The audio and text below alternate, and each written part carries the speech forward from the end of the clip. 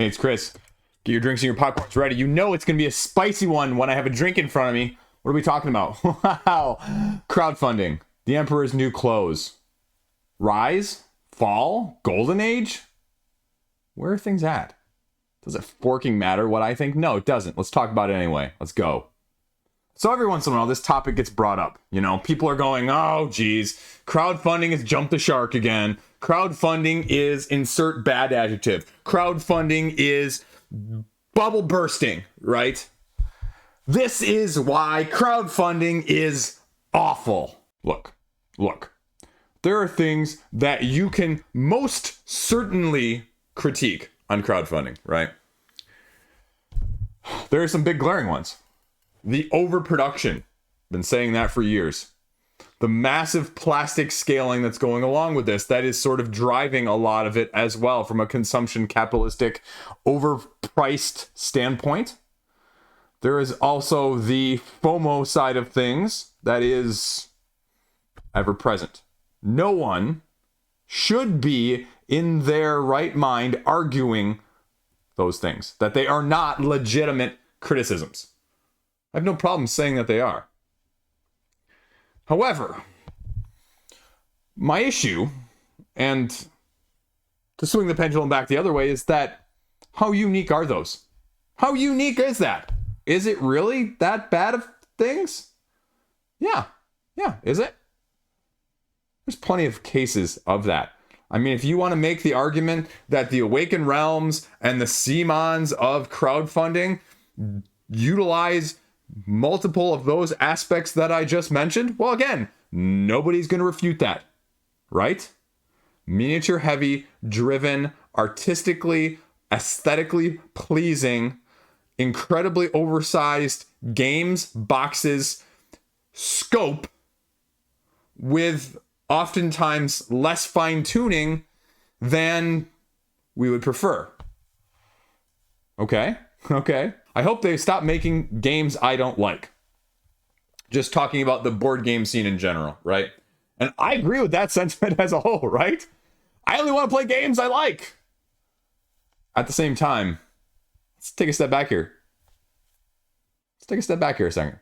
Two points of consideration. One, how many good things has crowdfunding done at the same time? Again, and then this is why I have a problem with it, is because you go on to social media after it becomes a forking echo chamber of how everything on crowdfunding is awful, right? Crowdfunding is a cancer to our hobby. Thanks, Reddit. All board game content creators are shills for becoming Kickstarter previewers, right? Right? But, you know, especially over on social media, it's easy to blame people on the camera side of things, you know, for the stuff that's being sent to them, as opposed to, you know, the people making the decisions to make that in the first place, right? How many iterations of a game do you need? Well, the problem is capitalistic consumerism is at a high, and now on the board game side of things, you can even make the argument that you have not necessarily, I'll call obsolescence, and for those of you in the dictionary looking that up right now, right? Companies making products that are to be obsolete or to stop working after a certain period of time, right? iPhone 15.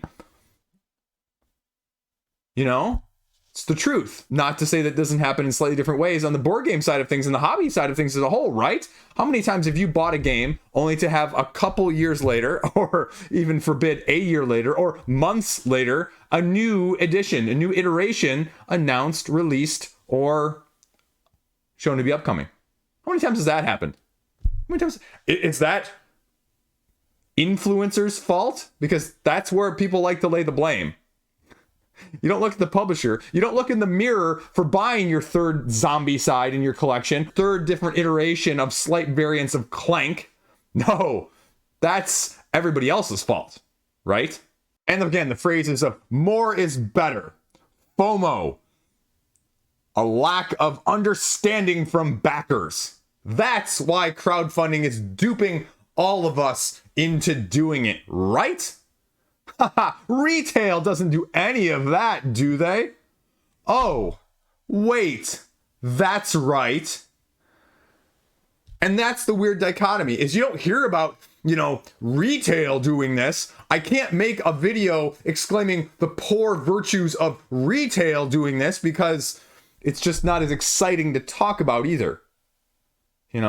That's also why in this past month I made a don't buy stuff at retail video, because it's just as egregious as the crowdfunding. Don't believe me? How many versions of, like I said earlier, Clank have you seen?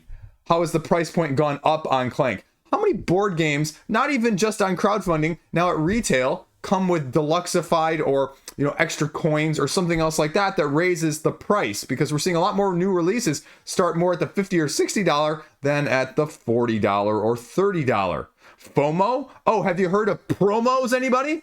Yeah, it's not to that extent, but the convention scene has been preying on it for years, of why you get to pay 20% over the retail price at broad market, or the FOMO of you get it a month earlier if you buy it at the convention and you can pay 20% more. But me paying less for something on crowdfunding isn't okay? Again, the mental gymnastics that go on with this topic sometimes just astound me on both sides of the market.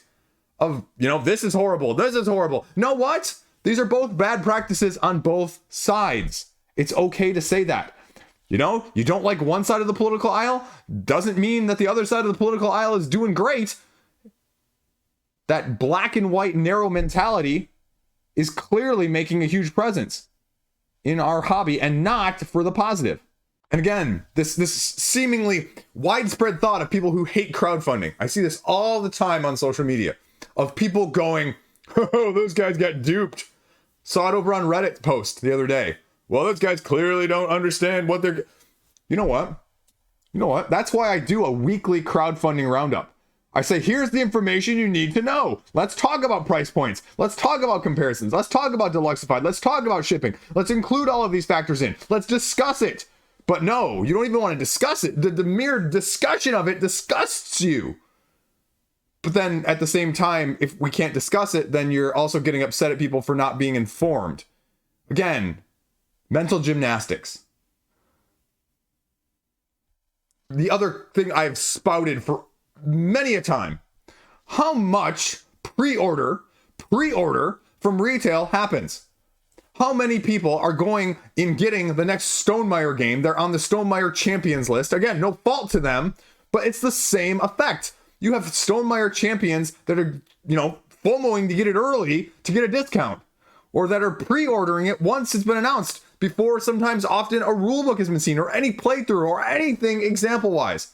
You see that happen all the time on the retail side of things. How many people buy every LCG, insert your, poison here, sight unseen, because they're FOMOing from that aspect of things? Card House offers a 5% discount on pre-orders. How many of you do that on a routine basis for your collections to get that 5% discount? Before you even know whether or not you're going to like it. Before, again, wide retail often doesn't have any reviews out or any rule books out. You're lucky most of the time if you get a Dice Tower video. But apart from that, good luck. On one side, you have the critics saying, well, everybody's a shill on that side of things and you can't get any useful analysis. On the other side of things, the supposed better side of things at retail, there's no information whatsoever, because there you go. That's clearly a better option too. Come on. Emperor's new clothes. This is the argument that gets made because it's easier to make. This cognitive dissonance that's happening, but people not being able to recognize that there are issues on both sides. Neither is without fault, and yet always slamming the hammer down. Crowdfunding has done some forking amazing things, right? Spirit Island. I don't even have to mention Gloomhaven and Frosthaven, and let's take those as not just the exception rather than the rule, right? But let's be very clear. Spirit Island raised something like, under $100,000 on crowdfunding? Nowadays, that would be considered, to be frank, a absolute almost failure, even though it funded and did really, well, considering the time and place of the original crowdfunding. Now, did they need to go to crowdfunding for their last Nature Incarnate? No. Would Gloomhaven honestly have ever been made? Gloomhaven was one of the first that they said, we're not going to be able to probably commercially do this otherwise. We're probably not going to be able to commercially do it at all, potentially, if it doesn't go crowdfunding. That box is way too big. That'll never succeed. That is an utter abject failure. People will never buy that at retail. Oh, really? What's happened? And not only have they looked at that and said, we can do better too, Gloomhaven, Jaws of the Lion, Frosthaven, but they're staying with it. They're doing a second edition because they're also addressing the criticisms based on originally doing crowdfunding. Let's talk about the other side of things, right? You're going, Chris, those are games of all time. I do a weekly forking crowdfunding roundup of games that would otherwise never see the light of day, that publishers, to be frank, don't have the bandwidth, don't have the overhead, or don't even have the wherewithal or the care to look at. Let's talk about 2 campaigns that are running at the time of me filming this. One, Portland Gaming Collective is running a combo trick-taking game session of Haggis and Trick Takers, a Japanese trick-taking game that has all the rage, that hasn't been translated into English, that people have done mock-ups of, that the trick-taking community is absolutely in love with. Do you think that any publisher, rightly so, anytime now, is going to otherwise pick that up at broad market retail, especially one of the bigger companies, and take a wager on it? Well, you know what? The answer is no, because otherwise they would have done it before then. Also, Unreliable Freaking Wizard over on GameFound. Solo game, Japanese, import. It's got like $20,000 or $30,000. Again, do you think someone's going to pick that up on a hunch that maybe they're going to make a couple $5 or $10, or you're allowing people to get a game that otherwise would never, ever, ever see the light of day in the Western market?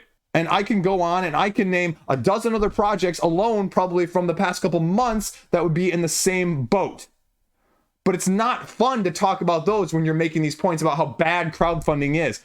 Portland Gaming Collective, they reached out to me when I talked about it on the crowdfunding roundup, and they said, hey, thank you for highlighting this, because otherwise nobody talks about this, and we're not even making a cent hardly on this, because, all of the cost is essentially being shipped out the door with the game, and our overhead and our, difference here is essentially nil. But we're putting it out because we love doing this. Do you think that's going to get made or published? Because, again, companies, crowdfunding, but more so even at retail, what are they looking for? They're looking to make a profit because there's still a business. How many retail publishers are going to do that when knowing that they're going to make probably next to nothing, absolutely hardly anything, and then still spend the time, effort, and everything else that's required to go along with that? How many? I'm waiting. You can tell me.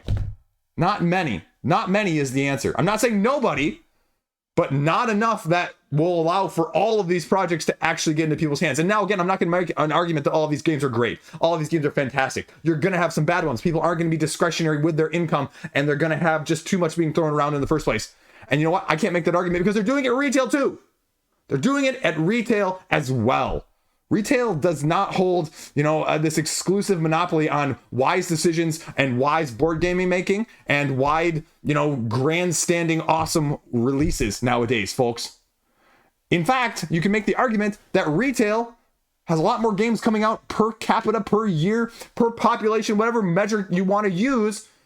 And you know what? If you inevitably have more games coming out, I guarantee that more of them are going to be bad just by a sheer numbers standpoint. Or let me be very clear about that. More of them are going to be bad because, again, the other thing that goes along with this, right, is if you like miniature heavy plastic and you're okay with some of that, you know what? Yeah, I'm not going to argue that you should have 3 Zombicides, but somehow on the niche side of our hobby, owning a game like that is, gatekeeping looked down on. And that pisses me off too. You know what? You may not like it. You may not prefer to play that style of things, but that doesn't make you an absolute authority on what is a good game, right? I have played plenty of games that I go, yeah, this is a good game, but this is clearly not for me. I have plenty of games that I've also played, yeah, this is not going to be a great game, overall for a lot of people. A lot of people don't like this game. You know what? I'd love it. And you know what? That's okay. But somehow, again, that gets lost in the shuffle because it's easy to pick on one side or the other. It's easy to stand and throw stones at the stuff you don't like. People like yucking on other people's yum. And that's what this turns into when crowdfunding is, the stepchild in the situation. That's what happens when crowdfunding is often misaligned or malaligned in this situation. Is it perfect? No. Go back to the beginning when I said that. There are plenty of false criticisms and issues I have with it. deluxe versions of games that have only been out for a couple years, over the top versions with new expansions, trying to FOMO on the collector's side of things, having 7 different add-ons for a single game or campaign. Like, not a fan, folks. Not a fan whatsoever. But at the same time, you have plenty of campaigns and games that wouldn't be at all out there produced whatsoever. People, doing this as a side gig like me and saying, I wanted to do something out of love, out of the passion for the hobby. And if it turns into something, great. And if it doesn't, that's awesome too, because I'm having fun talking about it or making it or producing it. So, when this stuff comes out, take it with a grain of salt. Don't get stuck in an echo chamber. Listen to what people are saying. Evaluate critically with your own eyes, ears. And you know what? It's okay to get opinions elsewhere, but don't lose sight of the fact that sometimes opinions are just opinions. Just like this one, right? Plenty of people are going to listen to me and say, that guy is a nut job shill for crowdfunding, right? And you know what? Yeah, if you think I am, awesome. And like, that's just your opinion, man, to quote a famous movie. Really what it comes down to is better business practices on all accounts. On all accounts. But the bottom line of it too is you also have to vote with your wallet. Because if you vote with your wallet in a certain way, Pavlov's dog, gonna keep going back to the thing that works. Whether it's a 5th iteration of a popular series, miniature or not, at the retail side or crowdfunding, that's what's gonna happen. And so if you really don't like it, well, then people have to actually think critically along those lines about why don't I like it, and why isn't it right for me, and why shouldn't I get it? And that's okay too. But blatant tribalism on one side or the other does no one any good. We need to hold these standards to the people making the product in the first place, if you will. To say, hey, look, we want to like what you're getting out, but show us ways that are more sustainable. Show us ways that are more consumer friendly. And I think that's okay to say too. Because again, you can support publishers. You can support them on the crowdfunding side of things. But I say all the time again on my crowdfunding roundup, you know what? If you don't want to support them on crowdfunding and you want to support them at retail instead and wait for it later, you know what? That's okay too. Because you're still supporting them. But let's do it reasonably. But reasonably, again, is in the eye of the beholder. So where do you fall on that? Again, I like to think that both sides can be very reasonable. But also, clearly, both sides are not for everybody either. So, there you go. Told you, spicy. I got ramped up for this one. Every time I put a drink out on the table, you know what's coming. Okay, that's all I got. Stay classy. Thanks for watching. Peace out. Have a great day.